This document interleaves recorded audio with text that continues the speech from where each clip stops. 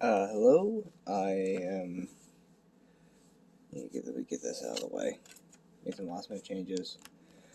Normally I don't do this, and I'm probably not going to make a habit of doing this, but I'm making a deck profile for Yu-Gi-Oh because I've looked around uh, dinomorphia deck lists, and the build that I run has a lot more card choice. There's a lot of different card choices than the normal build, so I thought I'd share it. To those of you that play Yu-Gi-Oh, Dinomorphia's budget, even with like me making this deck as strong as possible, it's still pretty budget. And yeah, I just find it to be pretty fun stun control deck. And I'm going to be doing this a bit differently. Instead of going through each like monster spell traps, I'm just going to do packages, then different packages I run, then non-engine, then side deck. So let's do the Dinomorphia package. Also, sorry for the hushed tone. I'm doing this while my parents are asleep at night, and sorry for that. If you hear that, that's my grandma snoring. She's currently sleeping in the bedroom because she believes that that at least her room is haunted, which with the experiences she's had, it probably is. So I apologize for that. Now, first, Dinomorphia.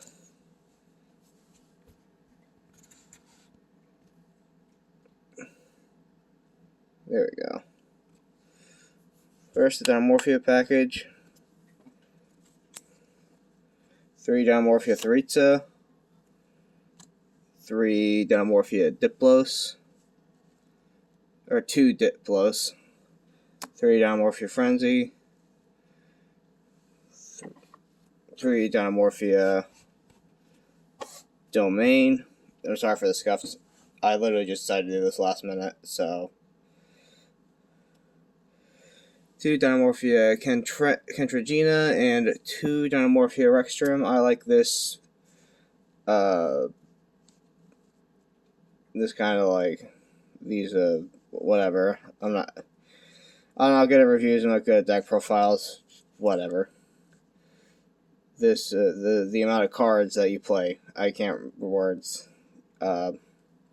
3-2 is really good. 2-2 because sometimes you draw both of these, and being able to just make 2 Rextrums is really good. So I like to have 2.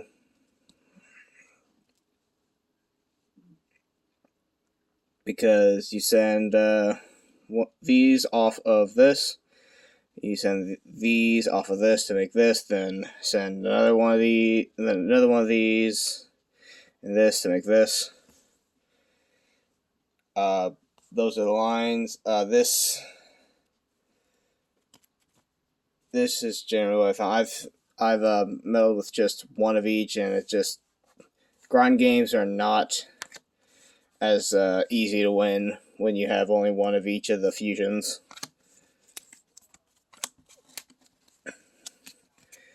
And now for a pretty new edition, I'd like to point out, I haven't tested this deck with the new additions, but I know it runs pretty well with everything else. Should I wait to test this before making a deck profile? Yes, but am I? No. 3 Metal Illusionist, 1 Red Eyes Black Full Metal Dragon, 1 Max Metal Morph, and 1 Solomon Great Almirage. I am including this with this package because you need this, because if they ash this, you're just fucked if you don't go into this. Because you like to have little life points, and you got normal summon a level 0 attacker. So yeah. But this is really good. This gets an Omnigate and a gigantic body out on the field. Normal summon, set. Next turn, make this really useful. Plays under Pot of Duality, which I do have in the deck. Spoiler alert. I think this package is really good. It's very small in the main deck. There are smaller packages in the main deck, but this one is good because it helps protect. Either way, it helps protect your Rextrum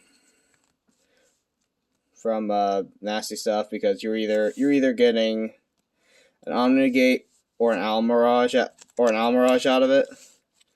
So either way, it's pretty good. Next, I am running 3 Scapegoats, running 1 Link Spider, 1 IP Masquerano, 1 Nightmare Phoenix, and 1 Access Code Talker, because their main phase you Scapegoat, then Link 2 IP Masquerano, Link off the tokens, Link 3 IP or Nightmare, Link 1 Link Spider, Link 4 Access Code. And also I'm running 1 Tri-Brigade Shurag, the Ominous. Yeah, I'm running 1 Shurag,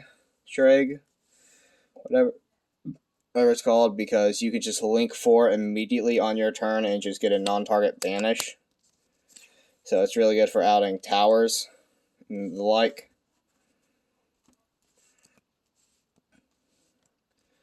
So yeah, I think if you're running this package, you need room for Shurag, because it's just really good. A really good option to have.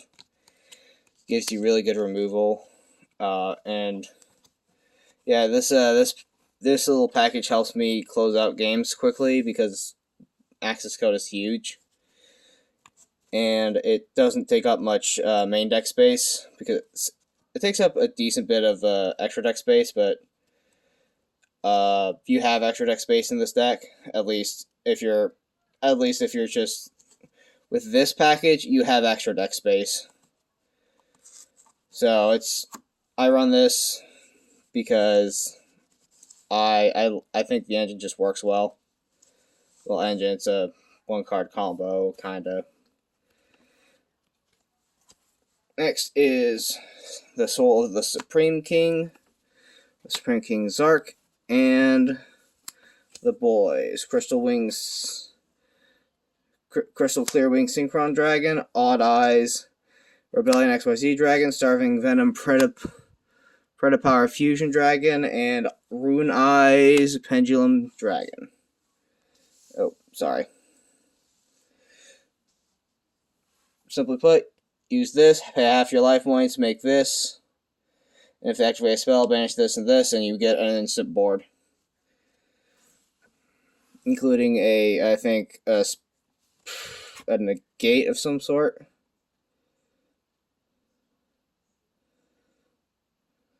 A spell trap negate. A pretty sticky threat, a big beater, and a slightly smaller beater. I use this because either option is fine. This is just cheaper. But yeah, halves your life points, which you want in this deck. The main point of the deck is to just make Rextrum, and he negates your opponent's monster effects that have attack equal to or higher than your life points.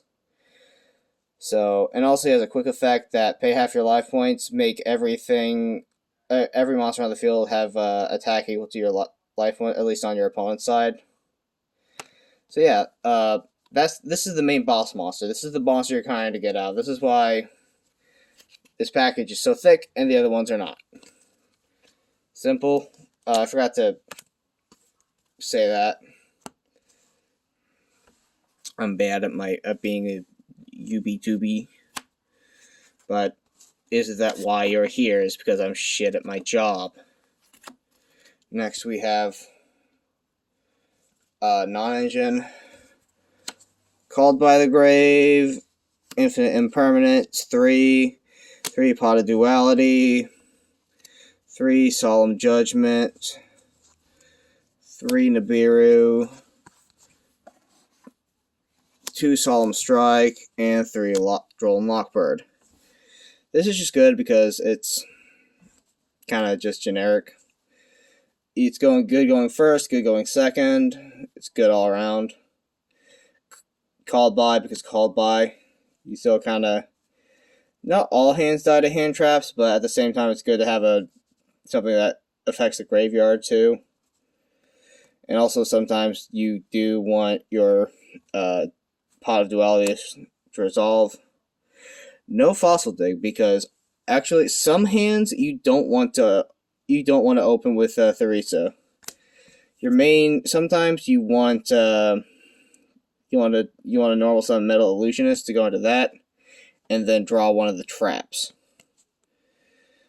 So Pot of Duality is there to get you into your dig deeper in your deck, get stuff. Solemn Judgment is great. Counter Trap halves your life points. Negates, awesome. I'm only running 2 Solemn Strike because you only want 2 because since it doesn't half your attack pay life points. Sometimes you'll just get to where your life points are not are too low to use this card. So I only run 2. I was originally running 3, but I took it out.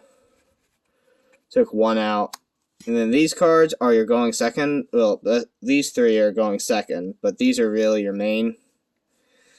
These are kind of anti-meta options. There's other stuff in the side deck that you may want to throw in if these don't work, but usually a good chunk of decks die to these. So these are the ones I have in main. Because you can go second in this deck, it's just not ideal at all. Because realistically, what you're doing is setting a trap.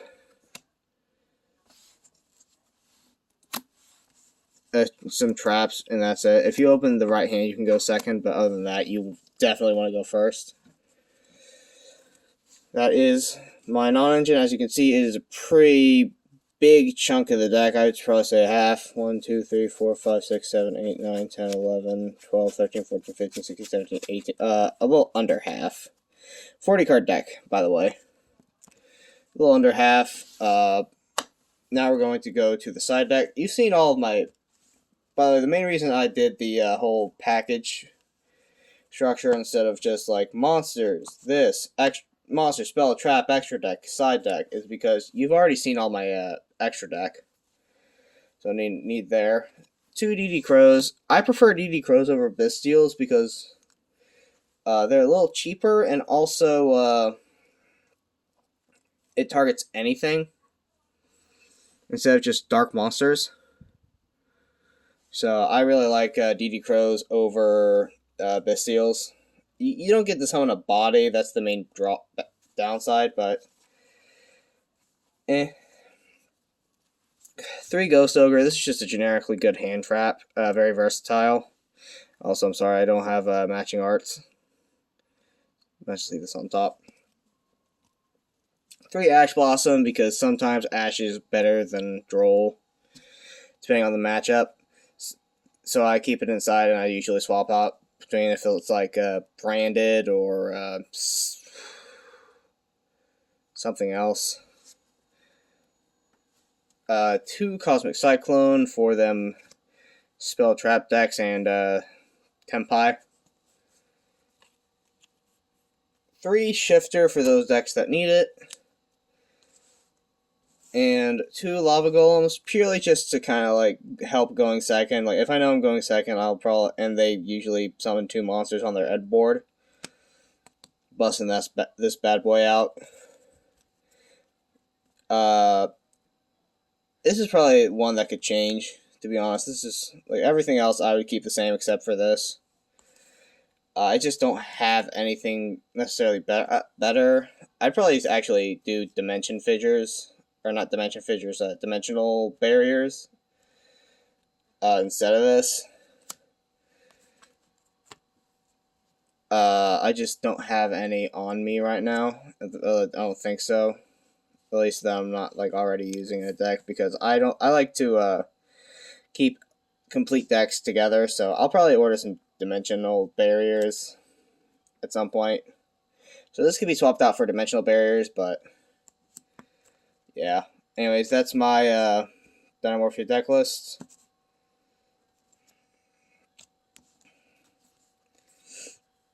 I know this is a different from what I usually do, and you may not care, but I care. I really like Yu-Gi-Oh! It's in a bad place right now, but I like it.